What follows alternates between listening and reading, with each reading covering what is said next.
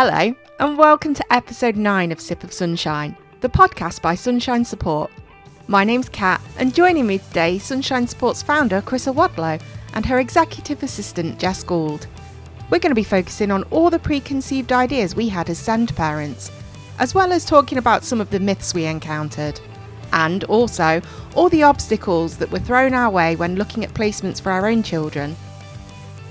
So, if you're looking for 3 very different journeys with lots of common experiences, then you've found it. Sit back, get comfy, and we will dive right in.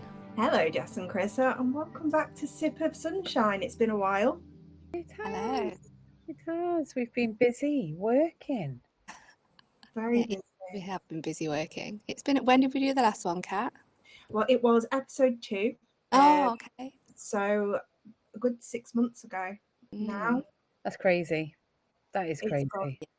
So fast, and this is the last episode in the season, so it's kind of nice to circle back to further the discussions on what we've been talking about. So last time we were talking about the beginning of our SEND journeys and what it was like as a SEND parent, and we're going to continue that thread a little bit because all 3 of us here do have lived experience.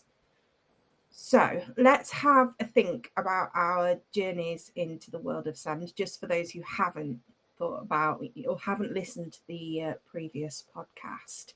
So mine started pretty early. My son was diagnosed at 6 weeks with hearing impairment, and it was a very short, sharp shock into that world. What about you, Jess?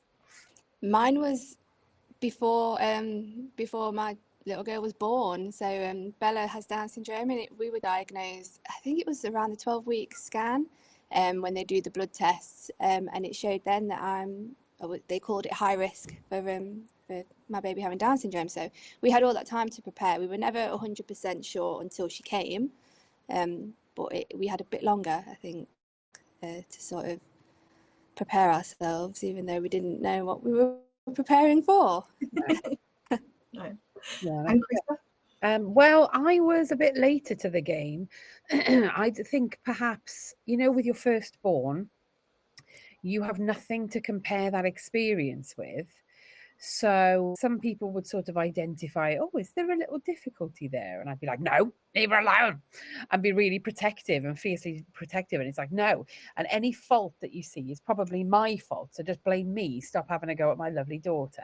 And so actually she was not diagnosed until around the age 12 mark.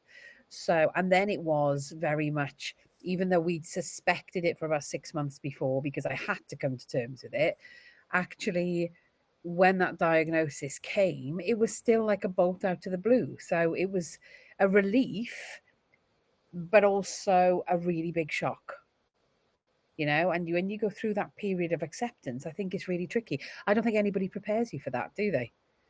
No. I don't think that it's possible to prepare you. What are they preparing you for? Every child is different. Autism or Down syndrome or neurotypical, they're all different.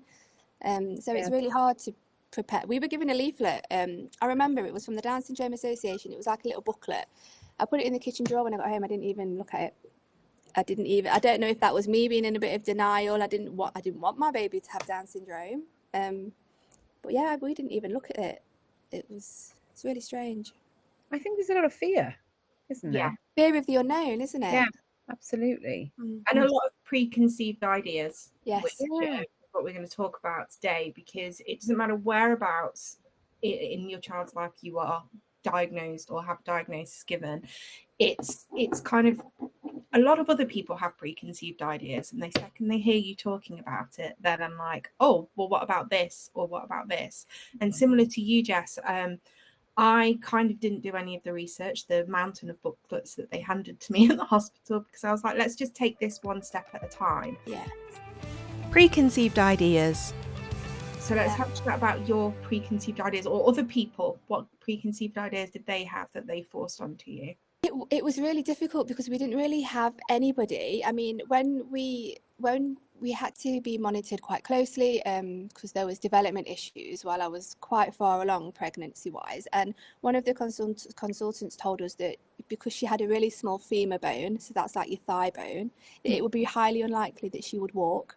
So that was coming from a consultant. So when she was born, another consultant was ready with the tubes to tube feed her, because babies with Down syndrome really struggle because they have really low muscle tone. They struggle to take bottles. That first bottle she had, she sucked on it like a trooper. She did not need that tube, and the pediatrician was really surprised.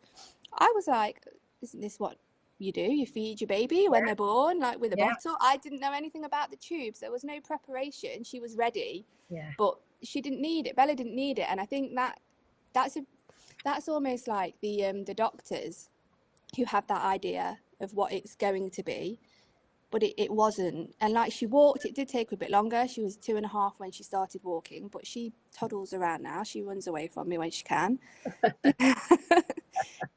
So yeah, but we didn't, people wise, I didn't join any like Down syndrome support communities until I think she was about 1. I don't know why. I think I didn't want to hear other people's stories. I just sort of we wanted to figure it out for ourselves. Yeah. For us, we were forced very early on to go to all of these mother and baby groups, specifically for children with SEND. It was one of the things that, because we had a social worker with us at the time, just keep an eye on everything and make sure that we were accepting the diagnosis, is how they put it. So we were forced to do a lot of those, and those were very sort of not judgmental places, I wouldn't say that, but definitely from the staff members there was a hint of, oh well, you shouldn't be doing that and you should be doing this. And one of the biggest ones for me was sign language. They were absolutely adamant that my child needed to learn sign. We all needed to learn sign. And I was like, well, I'd rather leave that as a decision for him as he grows up, because once you start learning sign, there can be a tendency towards just using that. And I felt like that kind of popped him in a little bit of a pigeonhole, and he would, his communication skills would suffer if he could access speech. I wanted him to be able to access speech. That was a really difficult one for me, because everyone had the preconceived idea that, your child is hearing impaired. He will only be able to communicate through sign, which is absolutely not the case. So again, it's those like preconceived ideas, and then the kids have blown them out the water. And I think for us, it was that we already knew her ability levels and how it was affecting her really to a certain degree, because that's why we'd sought the help, but one of the things that I find quite difficult, or I used to find quite difficult, I'm far more patient these days with it, is somebody would say, oh, I've heard your child has got additional needs. And I'd say, yes, she's autistic. And they'd say, oh, what kind of autistic? It's like, oh, monster munch, hot and spicy autistic. Like, what are you expecting me to say? And then with sort of, we sort of had the full profile of diagnoses for her. And it wasn't just autism, there was ADHD in there.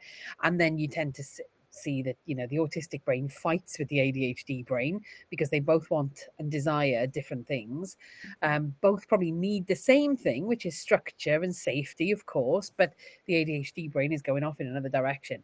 And she also has the PDA profile, and I felt very, very alone, because when people were talking about autistic kids, their autistic kids did not present how my autistic kid presented. And so I'd sort of say, does this happen and does that happen?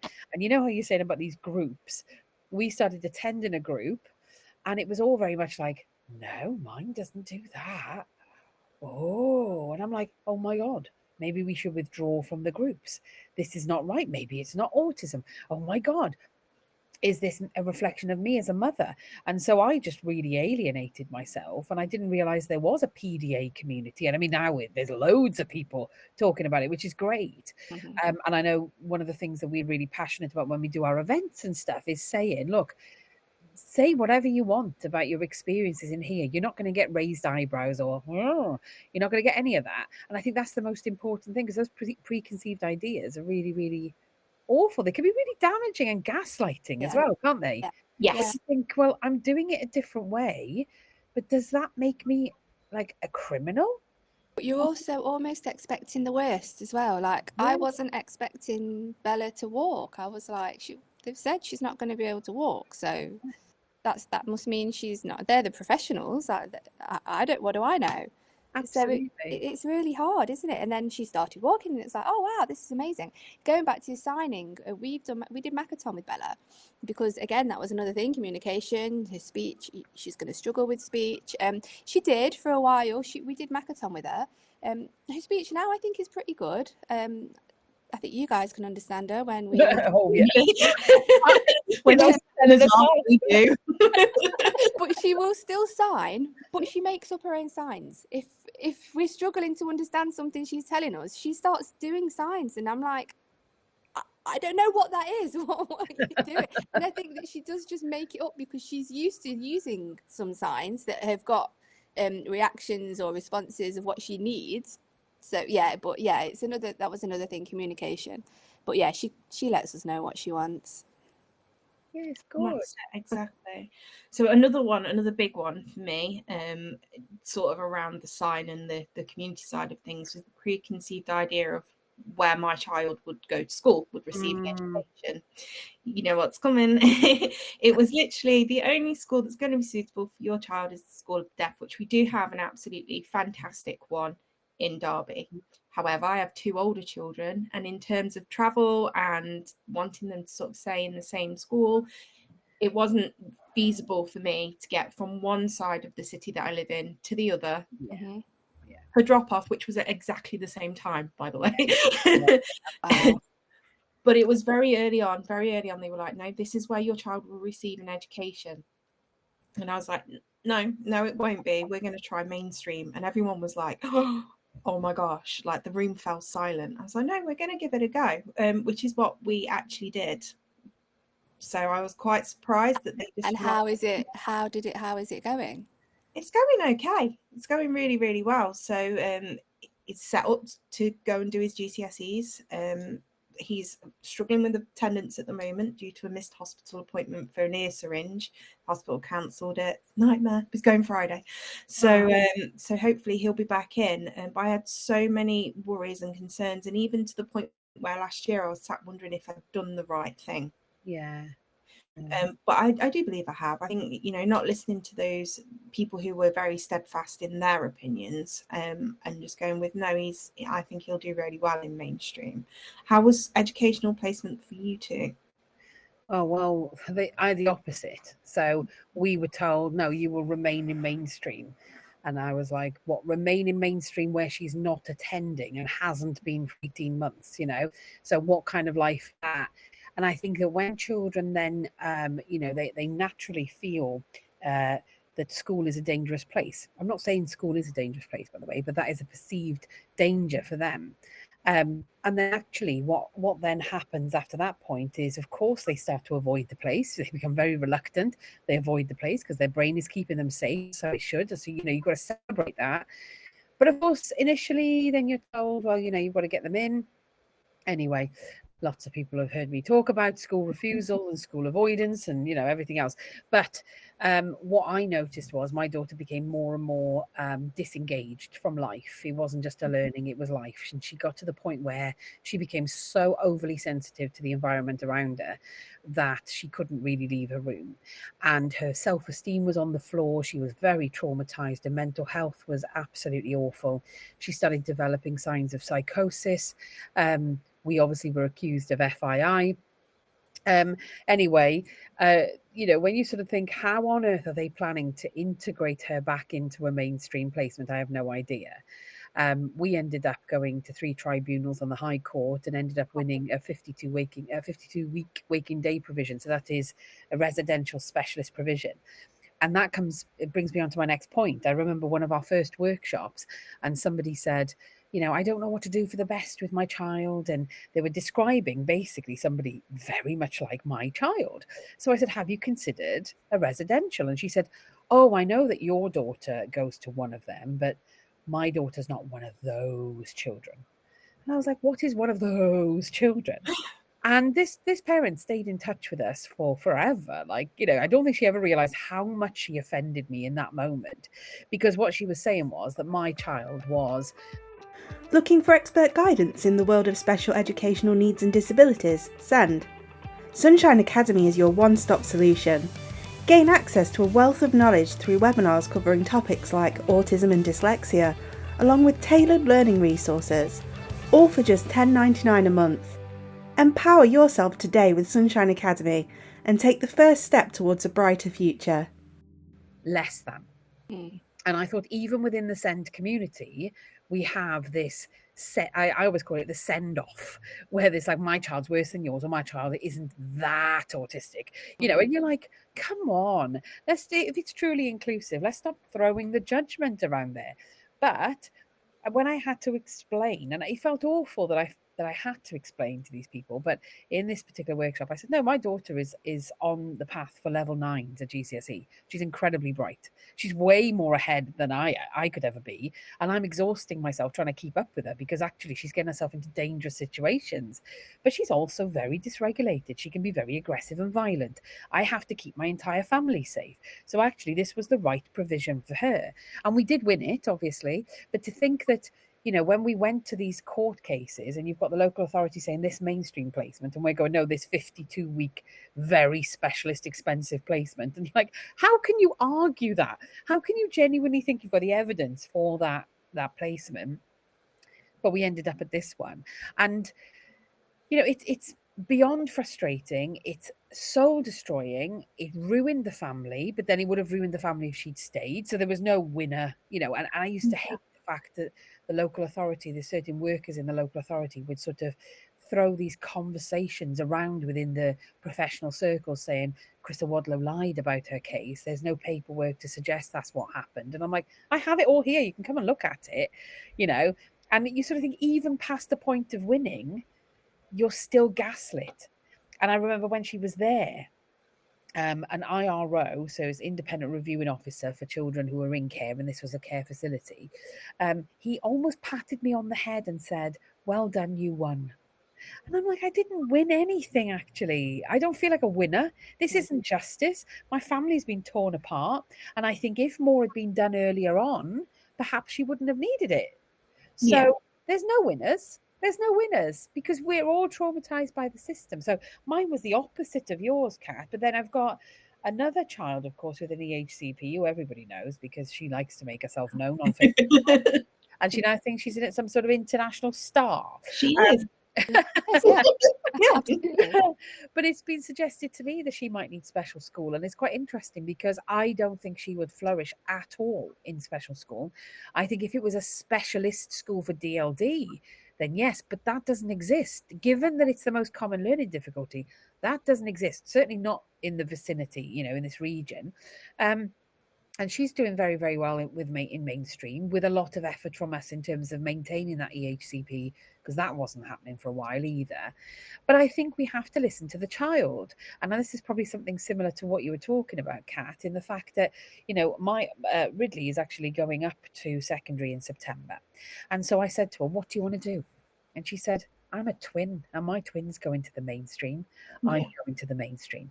I don't want to be seen as special, no more special than any other child. I want to be normal, she said. And I said, you are normal. You're a normal weirdo like we are. We're all normal weirdos, you know. And she really wants to give it a good go. And I thought, well, there's not an awful lot of choice, to be honest with you, but I think that she'll make a go of it. She wants it to work. So again, it's going back to that child. But I know, Jess, that we've had conversations about this, and, you know, it's heartbreaking because I think I went through, it took me a while to sort of accept that my eldest needed something specialist. Yeah. And that took me 18 months or so of crying, going, how have I got this so wrong? How, you know, and you blame yourself. Yeah. But then Jess and I have had conversations, and which I know that you'll talk about in a second, but I know preconceived ideas definitely had a big role to play in your decision making. Yeah, it's just hard, isn't it? I mean, at the minute she's in mainstream and she is doing well, and then I think because she's only 7, I think what I worry about is secondary school. because that gap gets so much bigger from between her and her peers, and she's going to move into, she can't go to a mainstream secondary school, and it has taken me, how long, Chrissa, to accept this? About 2 years. I've been working on it. But then it's where does she go? Because there's no school out there for children with Down syndrome. I want her to be at a school where there are other children with Down syndrome, so she can see other children like her. Yeah. And then explaining everything to her, her understanding how much of that she doesn't understand, where it's so difficult, and there's so many difficult conversations Chrissa and I've had. I think I've been in tears sometimes talking about and worrying about where she's going to go, because I have no idea now, and she's in year 3, so. And it is a representation, like you said, and we've spoken about this before, where schools can be friendly and the kids can be friendly. Yeah. That's not inclusion. Like friendliness and feeling welcome is not where inclusion starts and stops. Send parenting obstacles. Well, it's funny you mentioned that. We're going to talk about obstacles. Now, this is the biggest obstacle that is facing SEND parents at the moment. It was mentioned by 3 people in our cuppa and chat last night. Really? They are all at transitional phases. They're all trying to get themselves sorted and ready to go. Not one of them can go and visit a school, and they've all got multiple schools on their list that they would like to go and see with their child to see if it would be a good fit. They're all getting knocked back. They're all being told flat out no, and also we do not have space. So we were told with the specific school that Chrissa had come recommended to us, and I did a lot of looking online and emailing backwards and forwards. They weren't doing any visits, and then the latest thing I heard, they said, basically, if we want Bella to go there, we need to name it in her EHCP, and that's then the local authority will consult with them, and then that's how she'll get a place. We won't get to go and see it. So then how do I know then that that's going to be right for her? Absolutely. It's so hard. And then it's just the same as then going to any other mainstream school, because I can't go in and ask the questions. But then when the lady I was emailing, she said, even if we did go and visit, we wouldn't be able to speak to any of the teachers and ask any questions anyway, because the teachers have nothing to do with the children, accepting the children into the school. It's all done via the local authority. Which I get, but you still have questions. And what's frustrating is we see, and I've done a reel this week on this, because we see all the time, everybody's banging on about schools are becoming businesses, right?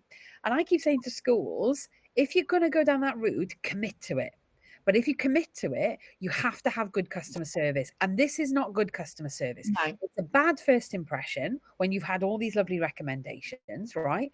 But you want to see what it's like in action. Now, a very close family member of mine had their own autistic provision, right? Very, very specialist provision. So this sort of work has been in our family for generations, okay? And I spoke to her and I said, she was the head of the school. It was her school. It was an independent school.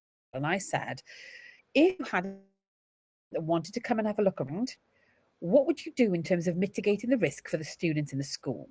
And she said, every day is different, but we would plan it and say, okay, do you want to come on Tuesday at 2:00? And she said, and what we would do is plan for that change. So we would prepare the students for that change. What a great skill to have developed, right? So they planned it as part of their curriculum. Somebody's going to visit us. Isn't that wonderful? And then if something went wrong, the parents could witness how the staff put it right. So actually, not that we're wanting to distress anyone, and actually what she also was, she felt as somebody was going to become distressed, we would never to see that part of the school, because that's not fair. It's not a zoo. You don't get to walk around the bear. But she said every single visit is different. Every student is different. Also, what they want from the visit is different. So we would have that conversation beforehand. Probably would have met with them beforehand as well, or at least had a chat over the phone. Now, I get with the school that was a very highly specialist, very expensive provision. So you're not going to have tens of people come in with their EHCPs and stuff. That's not going to happen. That does happen, however, with special schools, because we don't have typically, particularly in our city, we don't have a specialist school that's run by the council. So the schools that we're looking at are special schools, and they're different to specialist. Okay. So special schools tend to be, like I say, sort of your regular maintained schools, or they could be in an academy trust or whatever.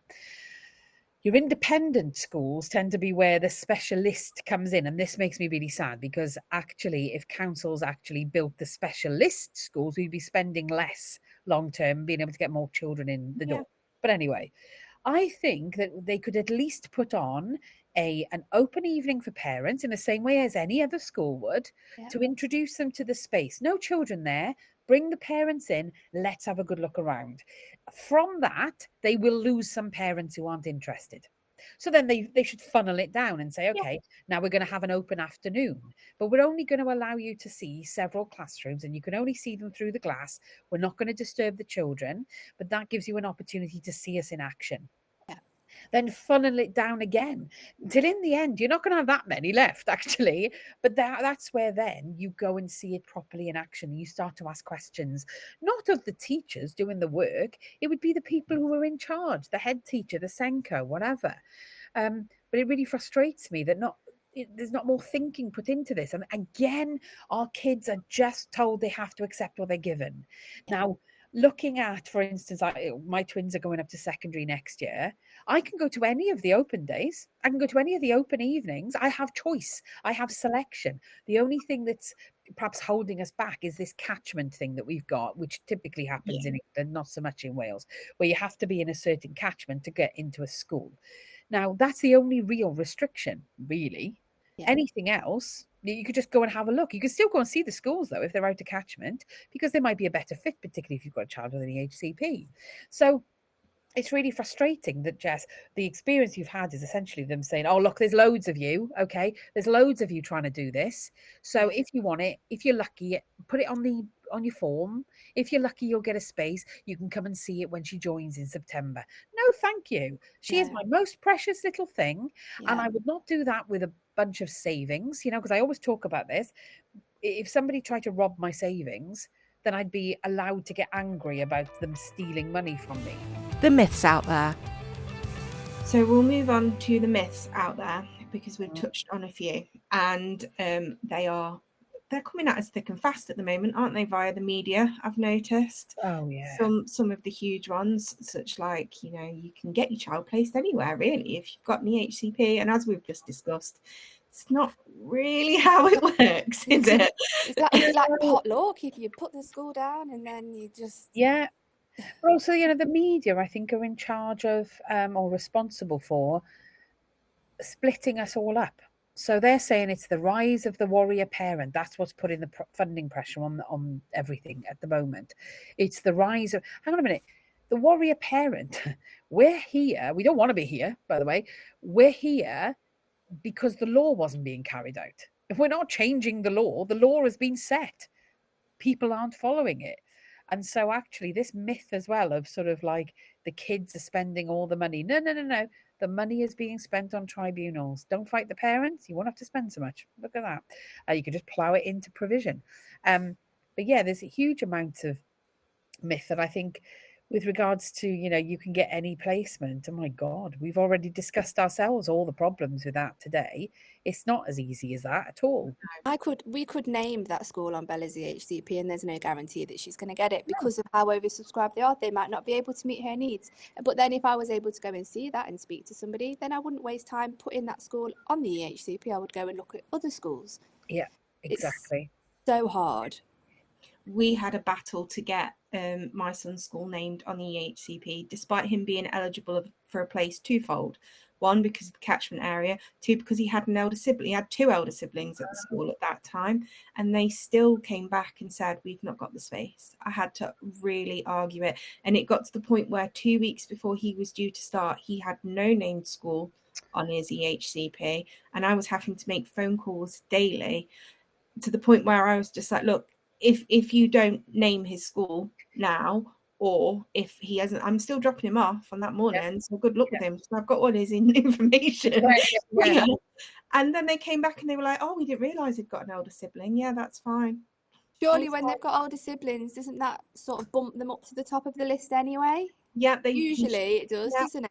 Yeah, but they were just such an absolute nightmare. Couldn't be bothered to read his EHCP throughout. And Yeah, it was the LA that was the issue there. It wasn't the school. Once I'd spoken to the school, they were like, yeah, it's fine. But obviously they're bound. So Yeah. it was honestly one of the most traumatic sort of 5-6 weeks, which means he also missed transition. Oh, see, and that's so important that we get transition right. And we know that it can be better. You know, we've been offered a really fantastic enhanced transition for Ridley, and it takes place over more than a year. That's fantastic. How That's amazing! so good. That, I mean, we're really, really excited. But I think, you know, there's a lot of myths, and I think one of the things is I do blame the media, because I think that what's happening is there's obviously a lack of money. Okay, we know there's a lack of money. There's a lack of money for everything. You're right. We were hoping this government would come in and magic up some cash, and they didn't. The money problems are still there. Shock horror. However, what the media are doing is they are fracturing us on the ground. We're the little people, you know, as Alan Bates said in his post office scandal. We are the little people. And by the little people, I mean parents, carers, the children, the teachers, the TAs, the head teachers, the SENCOs, the SEND caseworkers at the council. You know, they've got upwards of 3,000 cases, some of them, and they're being expected to stay well and be okay. And they're taking abuse from us when they're not making any decisions. They're just the messenger. But I've shouted at them loads of times in the past. You know, do you know what it feels like to have a child in hospital? And blah, blah, blah, blah. You know, and I just feel for everybody, all of us on the ground here, where the media is then blaming one against the other, pitting one against the other, fracturing relationships, creating myths. You know, there's some stuff that came out on very trusted sources recently where they said, and we're going to do a Facebook Live on this actually, and so by the time this is aired, the Facebook Live will have happened. So please do watch it. But what we're noticing is funding is locked by law, you know, within the EHCP. So if you've got, you know, child needs 20 minutes of speech and language therapy delivered by a speech and language therapist every week, if that's in there properly worded, in the right section, then that's a legally funded, legally binding provision that's funded. But what we're seeing now is that whilst that is the law, and the law says that it should be funded, what's happening in reality is something very different. So it's quite frustrating because teachers are like, I know that's the law, but we're not getting the money for it, you know? So where is the breakdown happening? You know, it's very, very frustrating, really frustrating. But I think the media has a lot to say for itself, really. Looking for expert guidance in the world of special educational needs and disabilities? Send. Sunshine Academy is your one-stop solution. Gain access to a wealth of knowledge through webinars covering topics like autism and dyslexia, along with tailored learning resources, all for just $10.99 a month. Empower yourself today with Sunshine Academy and take the first step towards a brighter future. Yeah, it's got a lot to answer to, hasn't it? Especially as a parent just starting out on that on the SEND journey, and you've not developed your connections yet, you've not found your tribe, you've not tapped onto one of our cuppa chats, so you don't know that there are a lot of people with a similar experience. All you've got to rely on is the media. When you Google what's your child's diagnosis, or what sort of experiences can you expect, it's all doom and gloom. I very much made that mistake when Max was first diagnosed. When he was first diagnosed, they said he had no hearing and his hearing wouldn't ever develop. Couldn't tell me what was wrong, but also couldn't tell me that, and that's not been true. He's now bilaterally hearing impaired, mild to moderate in one ear and severe in the other, which means he can access sound with hearing aids. Okay. But when I was reading all of the stories, it was literally like, no, your child's never going to hear, won't have cochlear implants. And then it was a deluge of everything that had gone wrong with people who had cochlear implants. I was just like, I'm going to put this away now. Thank you. And you just wish sometimes that they'd feature the good stories. Yeah. Here's a child who's been placed somewhere fantastic and here's what they did differently. But it's never that. It's scary. And again, it's this sort of like preparation. You know how we said earlier that nobody really prepares you for it, but I think it's preparing for the unknown as well. Sort of going, your child might do differently. This might happen, and then you're like, and I don't want to scare you because, you know, by giving you all this information, I'm naturally going to scare you. It's a hard balance to strike But I think the parents do deserve the correct information because they can make their opinions themselves. Yeah, and I think going back to like when the consultant told me that she may not walk because of her small femur bone, she didn't need to tell me that. She just could have said she's got a small femur bone, it's measuring quite small, we're going to keep an eye on it. Yeah. Didn't have to say the other part. And it's going to things like that. There's so much, it's the stigma, isn't it, of those ideas. I didn't Google anything about Down syndrome because I knew it was all going to be bad. The idea I already had was I was scared because I didn't know what it was going to be like. But now, looking at her, I'd never change her. I would not change her. I would not take the Down syndrome away because that's who she is. It's a massive part of who she is. And she wouldn't be a sass without it. So... Oh, no, you're absolutely right. And I think we trust professionals as well. So we think that they've told us for the right reasons, but they don't always tell us for the right reasons. And there are some amazing professionals out there, absolutely amazing. But then there are some who are just not reading the room very well. Yeah. Oh, I think I remember I went for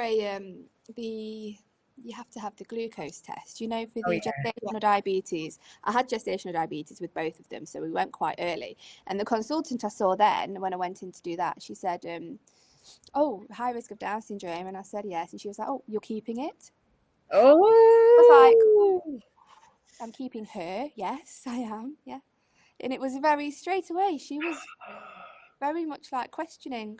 But that was it. I've spoken to a lot of other parents of children with Down syndrome who had a lot worse people, like consultants telling them to terminate and things. So I think we were quite lucky because she just questioned it. You're keeping it? Yes, I'm keeping her. No one should be subjected to that. That's so awful. It was. I mean, I took it on the chin at the time. I didn't let it bother me. I think I remember like moaning to my mom about it. It was one of them, like, why would she even say that? But it's one of them as well. Cairo, it took us years to conceive because I have polycystic ovaries. It was massive. We had to go to the fertility clinic in the end to get him. So when we had him, and then found out we were pregnant with Bella like 5 months later. So she was like a little natural surprise. But yeah, I have heard a lot worse from parents when they were pregnant. So again, it's those preconceived ideas, isn't it? That because your baby's got Down syndrome or cerebral palsy or anything like that, they're not going to have a good quality of life. And that's not true at all. She probably has a better quality of life than I do. And if not, she'll bully it out of life. Yeah, she's so headstrong. She will be literally like, no. Yeah, 100%. Love it. And on that note, we'll wrap up then, because I've stolen you away for quite a while today. I know we're all super busy. It's wonderful. It's been good. It's been a lovely podcast. Thank you for joining me, both of you. Oh, thanks. And we'll see you next year in the next season. Yeah. Yeah. See you soon. Bye. Bye. As always, thanks for joining us for our chat today. If any of the topics raised are part of your SEND journey and you need some support, please do reach out to us. You can find us on social media or visit our website www.sunshine-support.org. If you are a Sunshine Academy member, drop us a message in the community section.